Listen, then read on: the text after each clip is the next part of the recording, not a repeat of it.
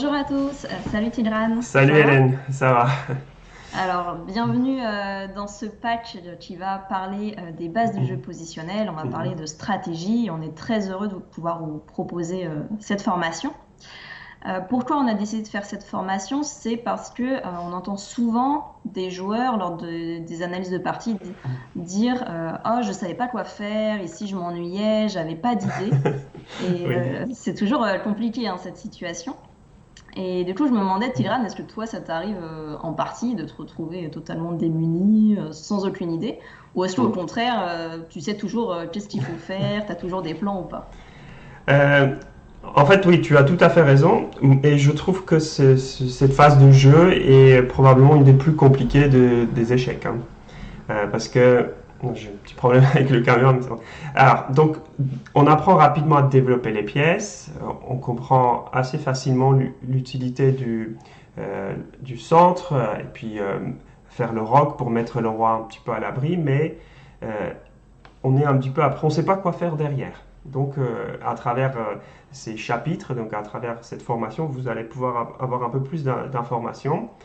Et alors, comment je fonctionne? Oui, c'est c'est une bonne question. En général, en fait, il faut avoir beaucoup de connaissances, quoi. C'est ça qui aide. C'est comme vous apprenez à lire en fait, c'est apprenez à lire un livre, hein. Vous regardez la position et la position a souvent des exigences, quoi. Si vous identifiez ces exigences, vous comprenez ce que vous devez faire. Souvent, c'est est-ce que mon roi a des faiblesses? Est-ce que mon adversaire a des faiblesses? Est-ce que son roi est faible? Est-ce qu'il a des mauvaises pièces? Donc, on se pose des questions et on essaie de répondre hein, soi-même à ces questions-là. Et à partir de là, on cherche un plan. Ça peut aussi être lié avec la structure de pion, l'activité des pièces. Donc, en fait, ce qu'on va essayer de vous donner, c'est des outils pour que vous vous posiez la bonne question au bon moment. Donc, c'est ça qui est difficile. Euh, si on pose la bonne question, je pense qu'après c'est un petit peu plus facile. Alors Hmm. si on se pose la question est-ce que mon adversaire a un roi faible et la réponse est oui, bah, on sait exactement ce qu'il faut faire. Donc on va attaquer, quoi. Si la réponse est non, on reste un petit peu plus prudent, quoi. Mais ouais, donc il y a des positions où je sais ce qu'il faut faire et d'autres malheureusement je ne sais pas. Donc j'essaie de Ouais. décrypter un petit peu et c'est pour ça que j'aime bien les échecs parce qu'il y a toujours des positions ou des situations que je ne connais pas et j'essaie d'apprendre des trucs aussi, hein. Mais tu fais Mm. comment en partie du coup si ça t'arrive de ne pas savoir quoi faire Ah, parce qu'on peut pas passer son tour, donc ça c'est c'est vrai, c'est pénible. vrai. Bah, on prend un peu plus de temps pendant les Hmm. tournois importants, donc on réfléchit un petit peu plus, on cherche ce début, donc on cherche la première page, quoi, en fait, c'est ça. On a le livre, mais on ne sait pas comment commencer à lire, donc on cherche ce début de l'histoire, et parfois Mhm. on y arrive, après c'est plus clair, si on n'y arrive pas, on décide de continuer dans une stratégie un petit peu peut-être plus globale, et on garde un petit peu les options, et puis euh, pour attendre, voir quand ça sera un petit peu plus clair en fait, hein. Je ne sais pas si mon explication Si, si. mais c'est très difficile de jouer aux échecs quand on ne sait pas ce qu'il faut faire. Ça, c'est le cas pour tous les niveaux des joueurs. Donc, le Hmm. champion du monde, on peut écouter un petit peu ses interviews. Parfois, il avoue ne pas savoir quoi faire et du coup, il attend. Quoi. Il attend un petit Hmm. peu pour savoir quand est-ce que ça sera plus clair en fait. Mhm. D'accord, ouais. Donc ça arrive vraiment à tout le monde. Il n'y Ouais, a pas à c'est vrai. Mhm. culpabiliser, de se dire Ça lui j'arrive pas arrive à trouver beaucoup quoi moins. faire. Ça lui arrive beaucoup moins. Ouais, j'imagine.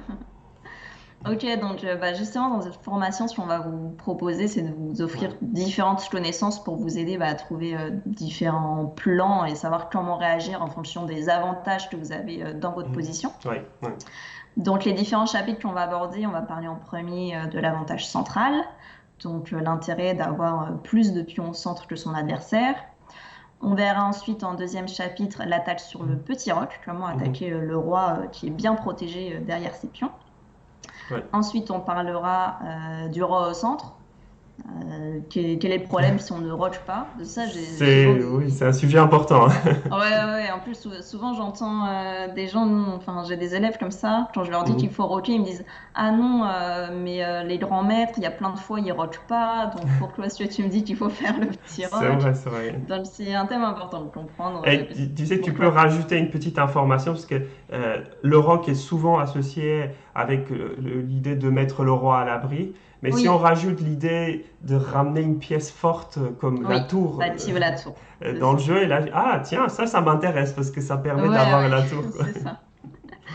Ouais. Mhm. Et puis bah, ensuite, on parlera en chapitre 4 des roches opposées, quand chaque Oui, clan fait un roch d'un côté ou de l'autre. En chapitre 5, on parlera de la force du cavalier. En quoi un cavalier peut ouais, être très très fort par rapport aux fous adverses grâce aux classes faibles et aux classes fortes. oui, oui. Ouais. Dans le chapitre 6, on parlera des termes bon fou et mauvais fou qui sont souvent mal interprétés, un peu mal compris et qui Mhm. peuvent porter à confusion. En chapitre 7, on parlera de la paire de fous. On verra Mhm. cette fois que les fous peuvent totalement dominer les cavaliers adverses. C'est vrai.